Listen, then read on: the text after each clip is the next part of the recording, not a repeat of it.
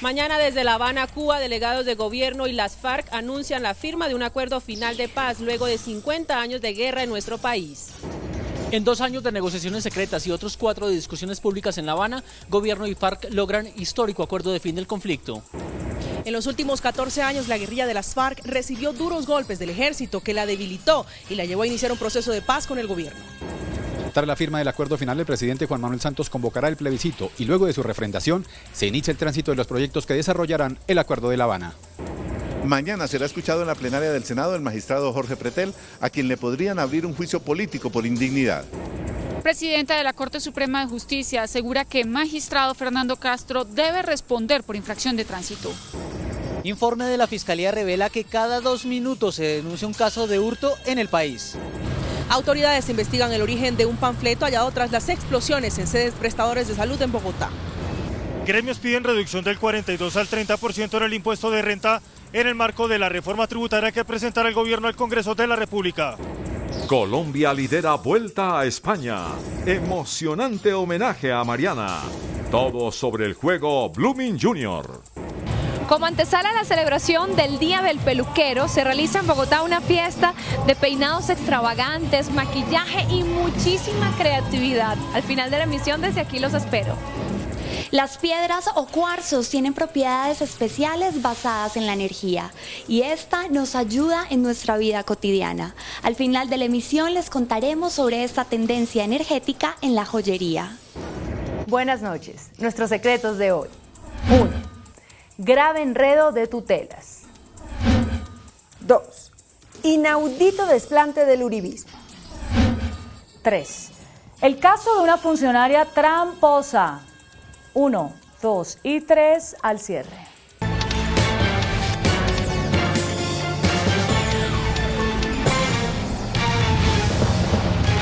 Buenas noches. Están a punto de terminar más de 50 años de conflicto armado en Colombia. A esta hora en Cuba, los delegados del gobierno y de las FARC culminan con la agenda de negociaciones del acuerdo para el fin del conflicto. El anuncio oficial se hará mañana a las 7 de la noche desde el Centro de Convenciones El Laguito en La Habana. Mañana las delegaciones del gobierno y las FARC anunciarán en horas de la noche desde La Habana, Cuba, el cierre de las negociaciones y el acuerdo final de paz, después de más de 50 años de guerra en nuestro país. Los delegados del gobierno en cabeza de Humberto de la Calle, Sergio Jaramillo, Frank Perk, los delegados de las FARC, Iván Márquez, Timochenko, Pablo Catatumbo, con los respectivos colaboradores, siguen a esta hora ultimando detalles y afinando textos, pero según información oficial ya los acuerdos se han cerrado en su totalidad. Mañana quedan algunos pequeños temas pendientes por resolver para luego hacer el gran anuncio al país y al mundo de este logro después de casi 4 años de negociaciones. Incluso por redes sociales y en las cuentas de Twitter, tanto de Equipo Paz del gobierno y de las FARC, durante el día daban luces que el acuerdo estaba muy cerca. A esta hora seguimos en reuniones decisivas camino hacia la paz. Estamos a las puertas de importantes anuncios que nos acercan al acuerdo final. Vamos por la paz. Cada vez nos acercamos más a la esperanza de paz y vida digna, que todo el mundo se suba al tren. Y hace pocas horas, este trino confirmaría lo que mañana se hará público desde Cuba. Se acerca el día, vamos camino a la paz. Luego de conocerse los detalles de este anuncio, el presidente Juan Manuel Santos llevará el acuerdo de paz al Congreso de la República para convocar el plebiscito. También se espera una locución del jefe de Estado para pronunciarse ante el país. Tras 2 años de contactos secretos y otros 4 años de intensas negociaciones en La Habana, el gobierno y las FARC alcanzaron el acuerdo del fin del conflicto. Los negociadores superaron varias crisis, como la muerte de militares emboscados por las FARC y la insistencia de la guerrilla en la realización de una constituyente para el cierre de los acuerdos.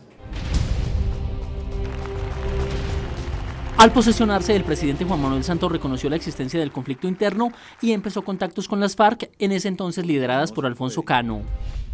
Las fuerzas militares dan de baja a alias Alfonso Cano y el gobierno restablece los contactos con otros de los líderes de la guerrilla. Durante 6 meses el gobierno y las FARC mantuvieron un diálogo exploratorio y secreto en La Habana. Se instala formalmente la mesa de negociación en Cuba. Un mes antes, el gobierno y las FARC habían aclarado en Noruega cuáles eran los puntos de la discusión.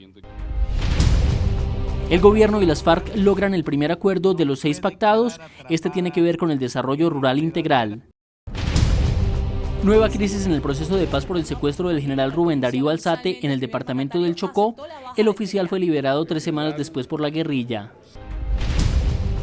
El presidente de la República y Timochenko se reúnen por primera vez en La Habana para anunciar el mecanismo de justicia transicional y por primera vez estrechan sus manos. En los últimos 14 años, las FARC han recibido duros golpes a su estructura. 2 de sus máximos comandantes fueron abatidos y uno de sus principales ideólogos fue capturado y extraditado. El debilitamiento de las FARC comenzó con la captura de Juvenal Palmera, alias Simón Trinidad, en Quito, Ecuador, y su extradición hacia los Estados Unidos ese mismo año. El ejército abatió en el Guainía a Tomás Medinas Caracas, alias el Negro Acacio, uno de los encargados del narcotráfico y la compra de armas, entre ellas 10.000 fusiles negociados con Vladimiro Montesinos, asesor del entonces presidente peruano Alberto Fujimori. La Fuerza Aérea abatió a Luis Edgar Deiva, alias Raúl Reyes, el segundo de las FARC. El bombardeo produjo gran tensión diplomática por haber violado los límites de soberanía ecuatoriana. La operación Jaque trajo la libertad a Ingrid Betancourt y a otros 11 secuestrados. 300 hombres de la Fuerza de Seguridad llegaron al Guaviare y rescataron al general Luis Mendieta y a los coroneles Enrique Murillo y William Donato y al sargento Arbey Delgado, en poder de las FARC desde 1998. La operación Sodoma, que se desarrolló en la Macarena, en el Meta, con bombardeos aéreos, fue contundente. Abatieron a Víctor Julio Suárez Rojas, alias el Mono Jojoy. A las 8:30 de la mañana, más de 1.000 hombres que participaron en la operación Odiseo en el Cauca cercaron por tierra y aire al número 1 de las FARC. Dieron de baja a Alfonso Cano. Tras la finalización de las negociaciones del acuerdo para el fin del conflicto, el presidente Juan Manuel Santos convocará el plebiscito y se iniciará todo el trámite legislativo que incluye la presentación de varios proyectos que desarrollan lo acordado en La Habana. La firma del acuerdo final activa todo el proceso para la implementación y desarrollo de los puntos acordados en La Habana. El primero de ellos, la convocatoria del plebiscito. El presidente Juan Manuel Santos envía al Congreso su decisión de convocar este mecanismo de refrendación. Este mismo mecanismo lo presenta ante la registraduría, que inicia así el proceso electoral, que solo se podrá realizar entre 6 y 7 semanas después de la convocatoria, es decir, entre el 9 y el 15 de octubre. Si gana el sí en el plebiscito, se pone en marcha el tránsito expreso acelerado de todos los actos y proyectos de acto legislativo, que deberán aprobarse en el Congreso para desarrollar cada uno de los puntos que se firmaron en La Habana. Reformas constitucionales que permitirán aplicar las profundas transformaciones que contempla el acuerdo en materias legislativas, sociales y judiciales para los integrantes de la guerrilla de las FARC, que harán su tránsito hacia la vida civil. Entre los proyectos que desarrollará el Congreso a través de todas las comisiones de Senado y Cámara y las plenarias de ambas corporaciones, como fue aprobado en el Acto Legislativo para la Paz, se contemplan la justicia transicional, los procesos de indulto y amnistía para los miembros del grupo guerrillero, la participación en política de las FARC, la reglamentación de las zonas de concentración y la entrega de curules transitorias para los guerrilleros, entre otras iniciativas. Si gana el no en el plebiscito, como lo ha anunciado el presidente Juan Manuel Santos, se suspende todo el proceso. En otras noticias, el magistrado Jorge Pretel será escuchado mañana en la plenaria del Senado, que está a punto de abrirle un juicio político por indignidad ante la denuncia que en su contra formuló la Cámara de Representantes por el delito de concusión. La plenaria del Senado tomó a última hora una decisión que fue apoyada por 55 senadores y rechazada por 17 para escuchar mañana al magistrado de la Corte Constitucional, Jorge Pretel. La decisión la tomó el Senado cuando estaba a punto de aceptar la acusación que en su contra formuló la Cámara de Representantes, y hasta hubo una amenaza de enfrentamientos entre partidarios y enemigos de la presentación de Pretel. No, yo manifesté que eso era improcedente, pero estoy de acuerdo con respetar las mayorías y con dar garantías. La ley no considera la posibilidad que fuera de los congresistas haya una intervención o del acusado o del defensor o del Ministerio Público. Le estamos haciendo un juicio a la persona. Entonces yo creo que es lo mínimo que podemos hacer y está bien. Yo voté a favor que lo escuchemos mañana a las 10. Es la mínima garantía que se le puede dar a un imputado, a alguien que está sindicado. Un proceso judicial, un proceso político sin derecho a la defensa es antidemocrático. Y si hoy había un criterio en la plenaria, pues mañana se mantendrá el mismo criterio, simplemente que el acusado tenga el derecho de venir, exponer sus argumentos, y mañana cada quien definirá bajo su criterio cómo votar, si a favor o en contra. Mañana, después de escuchar al magistrado Pretel, la plenaria del Senado decidirá si acepta la acusación contra él y en consecuencia quedaría suspendido de su cargo y afrontaría 2 juicios, uno penal en la Corte Suprema y otro político aquí mismo en el Congreso. La alcaldía de Bogotá pidió sanción social y el pago de la infracción al magistrado de la Sala Penal de la Corte Suprema, Fernando Castro, quien invadió el carril de Transmilenio. La presidenta de la Corte Suprema, Margarita Cabello, dijo que el magistrado debe responder por sus actos. La denuncia pública fue hecha por el alcalde Enrique Peñalosa, quien a través de su cuenta de Twitter aseguró: este funcionario abusivo y su policía escolta violan ley, desobedecen semáforos y entran a carril de Transmilenio. Horas más tarde se confirmó que en el vehículo oficial se movilizaba el magistrado de la Corte Suprema de Justicia, Fernando Castro Caballero. El magistrado argumentó que padecía de una insuficiencia respiratoria, por la cual fue incapacitado hasta el jueves. Debo decirlo, no es justificable el inconveniente y estamos seguros, o esperamos por lo menos, que el doctor Fernando Castro pues asuma como cualquier ciudadano la responsabilidad por la infracción cometida. Castro llegó a la Corte en el año 2010 luego de ser abogado del zar de las Esmeraldas, Víctor Carranza. El magistrado fue denunciado por tráfico de influencias ante la Comisión de Acusaciones, esto en razón de que fue magistrado ponente del caso Iván Moreno cuando tenía un familiar que fue condenado dentro del escándalo del carrusel de la contratación de Bogotá. El alcalde de Bogotá dijo que se evalúan los mecanismos jurídicos para imponer el comparendo de 347.000 pesos. Bueno, yo sí creo que claramente se debe aplicar el comparendo. Lo que hubo es una sanción social, que es todavía más grave que la infracción, que el pago pecuniario que puede haber. Aclaró que solo el presidente puede, ante una eventualidad, usar el sistema masivo. El Consejo de Estado acaba de anular todo lo actuado hasta el pasado mes de junio en el proceso que adelanta contra la reelección del procurador Alejandro Ordóñez.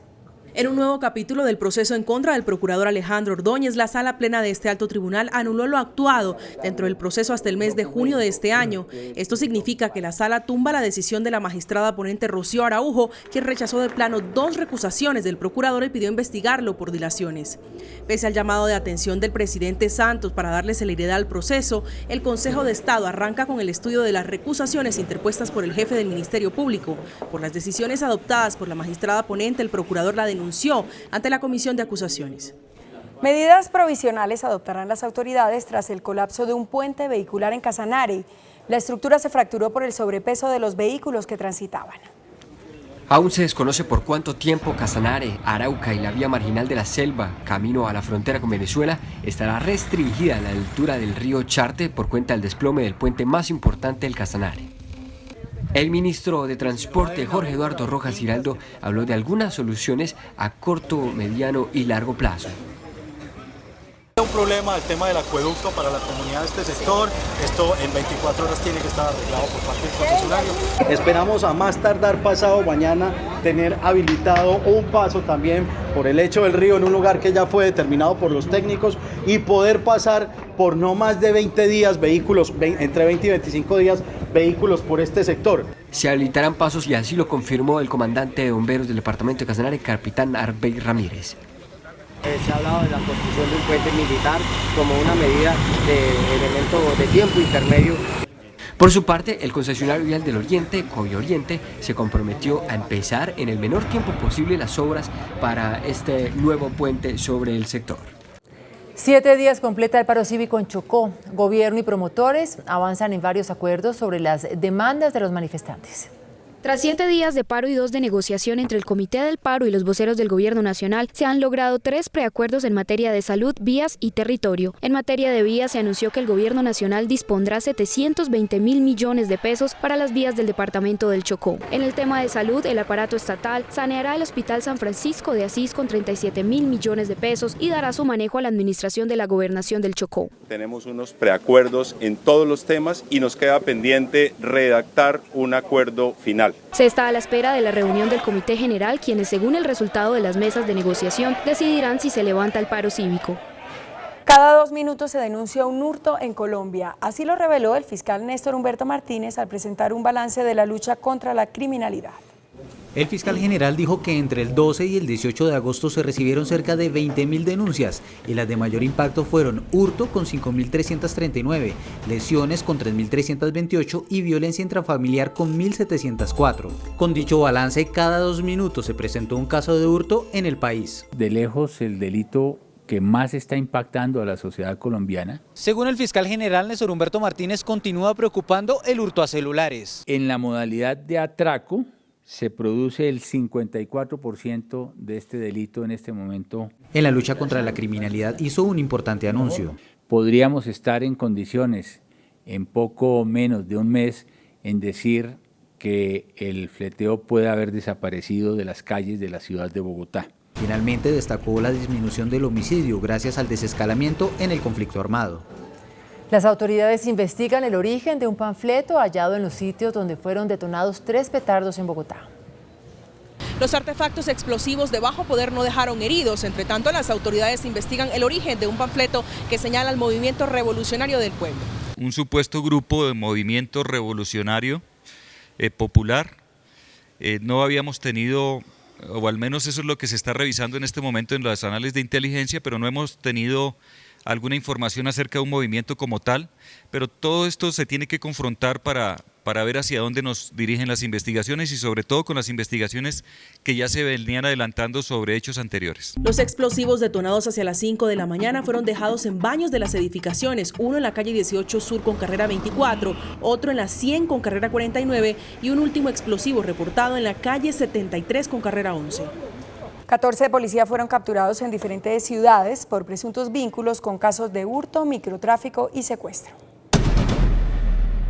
6 policías fueron capturados en Bogotá por pertenecer a la banda Los Neptuno, conformada por 13 personas dedicadas al hurto en Transmilenio. Según la investigación, los uniformados recibían pagos de 300.000 pesos por turno para dejar abandonadas las estaciones. Serán desvinculados de la policía y además judicializados. En Medellín fueron capturados un subintendente y 5 patrulleros por nexos con la banda delincuencial Los Chatas. Según la fiscalía, los policías recibían 2 millones de pesos mensuales por permitir acciones de narcotráfico en el municipio de Bello. Estos 6 policías por eso fueron puestos a disposición de la justicia. En Cali fueron capturados un intendente y un patrullero acusados del secuestro de un comerciante en un falso retén. También se les aplica las medidas disciplinarias y administrativas que corresponden. En total, 14 uniformados fueron detenidos en todo el país en las últimas horas.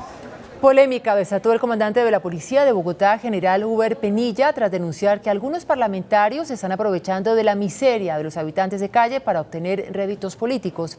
Desde el Congreso le respondieron al alto oficial. Según el general Huber Penilla, sectores políticos han incitado a los habitantes de calle a permanecer en caños y barrios de la ciudad y además han sacado provecho de la crisis que se vive por este tema. Diciéndoles a los habitantes de calle que la policía no tenía facultades para desalojarlos, que se permanecieran allí. Hacer política con la necesidad del ser humano es muy fácil en ocasiones. La grave denuncia fue respondida por el representante Alirio Uribe. Lo que ha hecho el general Penilla y la Policía Nacional es arriar literalmente a estas personas por toda la ciudad, trasladando el problema de barrio en barrio. El Congreso aprobó un debate de control político al alcalde Peñalosa por la situación que viven estas personas.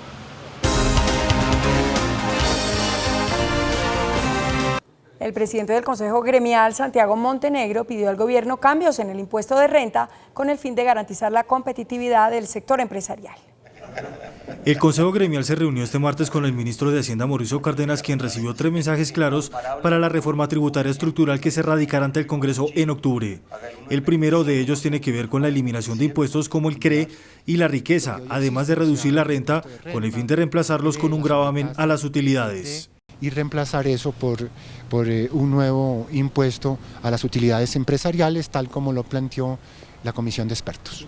Actualmente están niveles del 42%. Países similares en América Latina como Perú y Chile tienen gravámenes del 25 y 27% respectivamente. Por ejemplo, países como Perú y como Chile paga el uno el 25% y el otro paga el 27%. Los gremios sostienen que la reforma debería ser presentada con mensaje de urgencia. Uno logra que haya sesiones conjuntas de las comisiones económicas.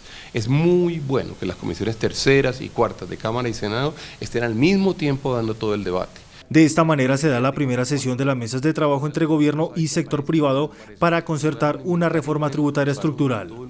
El gerente de la Federación de Cafeteros, Roberto Vélez, anunció la implementación de programas que llamó de Pedagogía Cafetera por la Paz.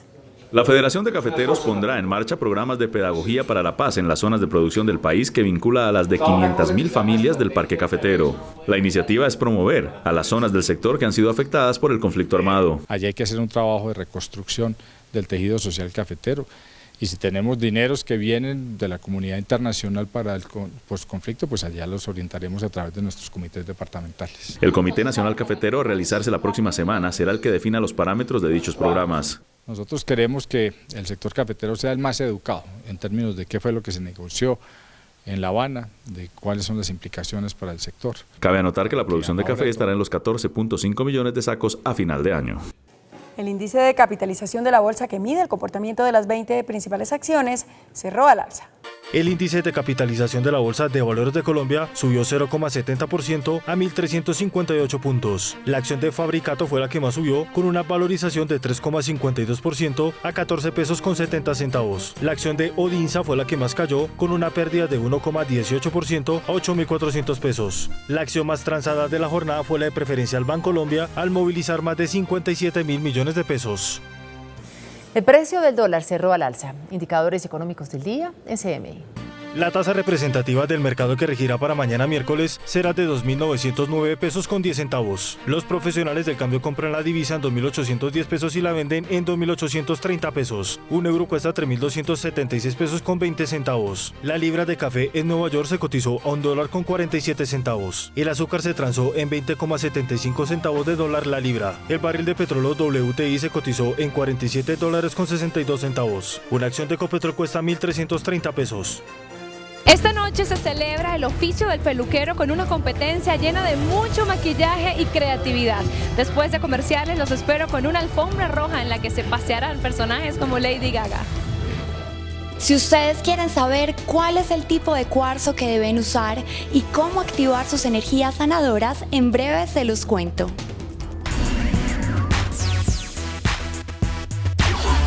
Hola, muy buenas noches. Hoy los saludo desde Bahía, en la subida a La Calera, en Bogotá.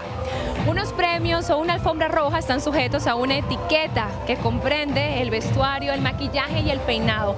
Estos dos últimos son la tarea de unos personajes muy importantes, los peluqueros, a quienes esta semana se les celebra su día. Y para ello, uno de los estilistas más importantes del país, Norberto, ha organizado una gala precisamente con una alfombra roja y con una competencia muy creativa.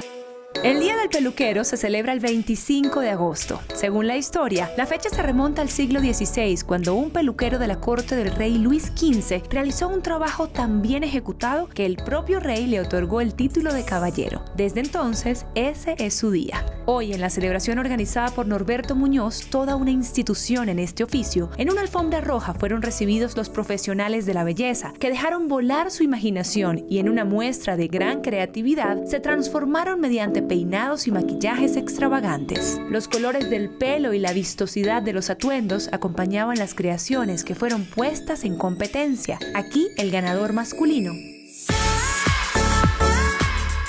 y la femenina, ambos inspirados en el mismo ícono pop. La verdad me inspiré en Lady Gaga. Me inspiré en Lady Gaga porque es una mujer futurista, es una mujer que compone y dispone la moda ante el mundo. Destreza e imaginación, herramientas de quienes la belleza y el estilo es más que su trabajo, su vida. Una tendencia de la nueva era es balancear nuestras energías con elementos de la tierra, como lo son las piedras. Y cuando el mundo de la joyería toma este concepto y lo materializa en piezas portables, esta tendencia se sublima.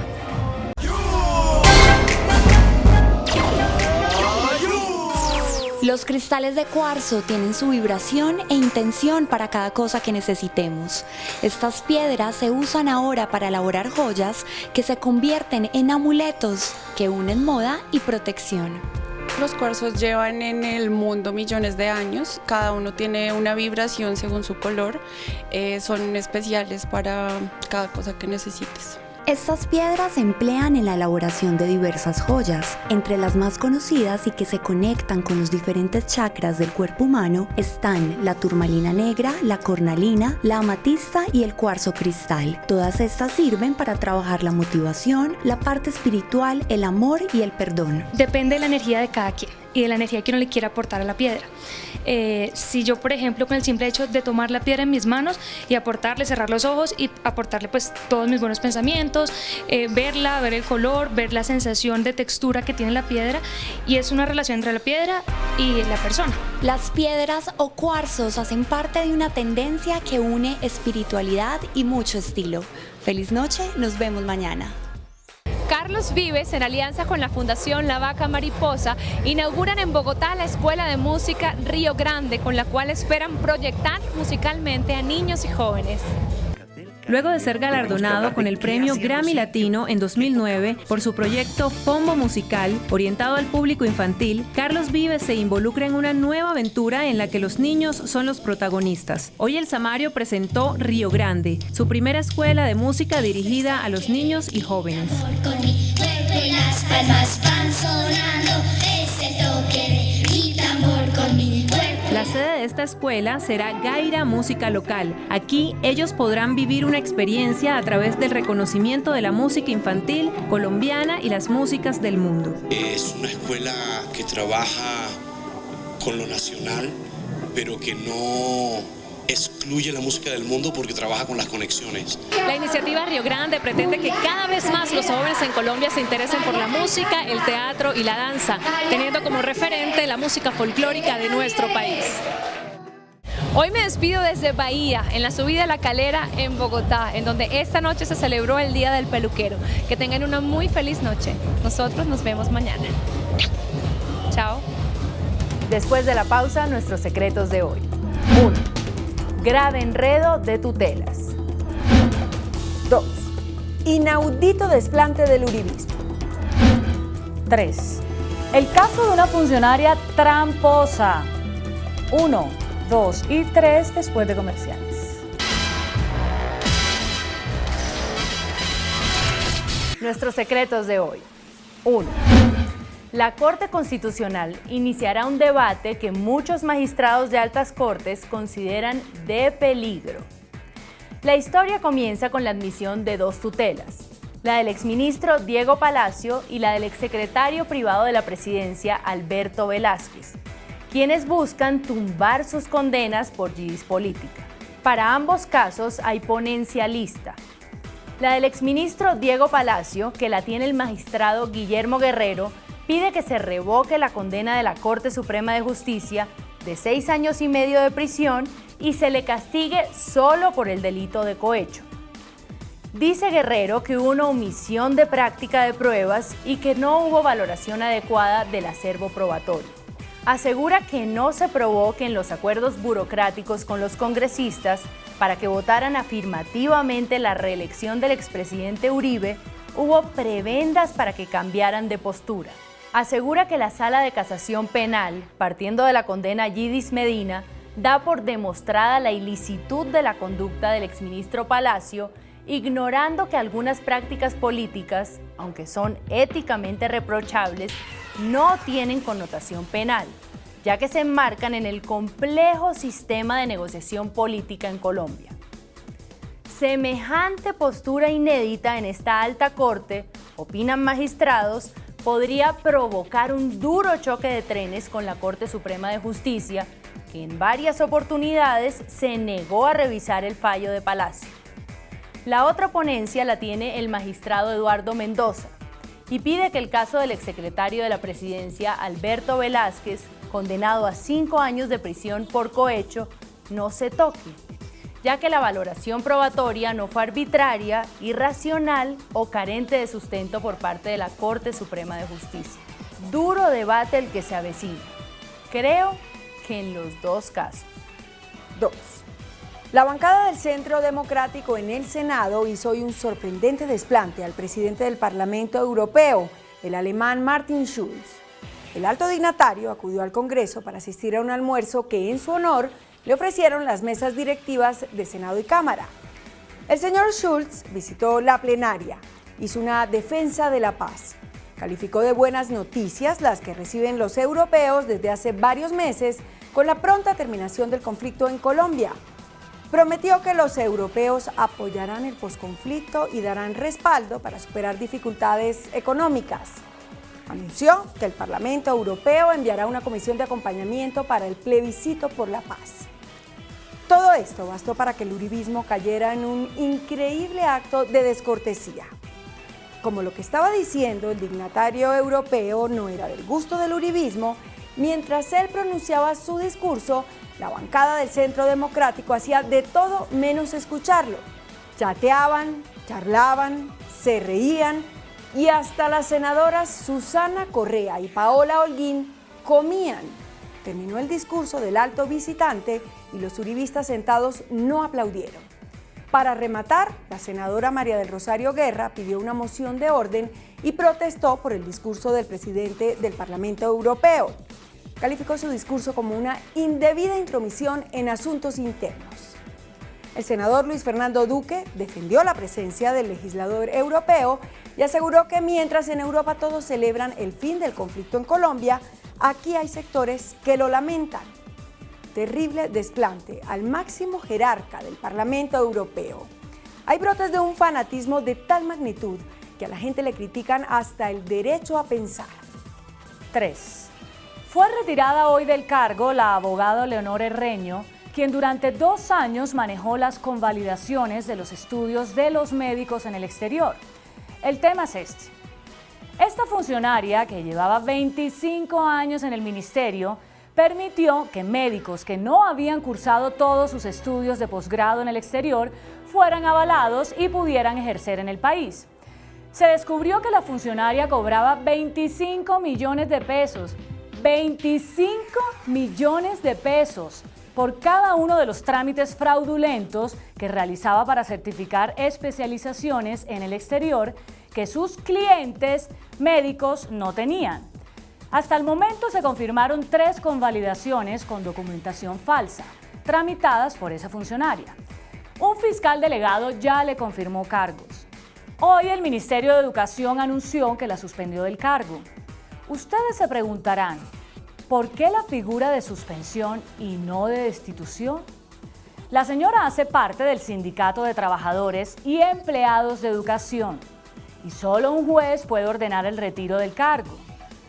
Esta señora puso en riesgo la salud de miles de personas que fueron tratadas por médicos especialistas que no eran especialistas. Los sindicatos en Colombia aún no han entendido que su oficio es defender a los buenos y no proteger a los malos. Hasta mañana. Que descansen.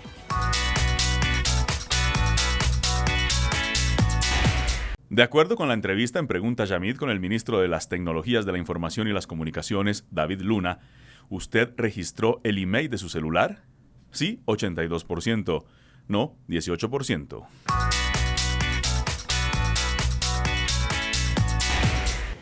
Hasta aquí las noticias. Nos vemos mañana en CMI y no se muevan que ya viene hashtag.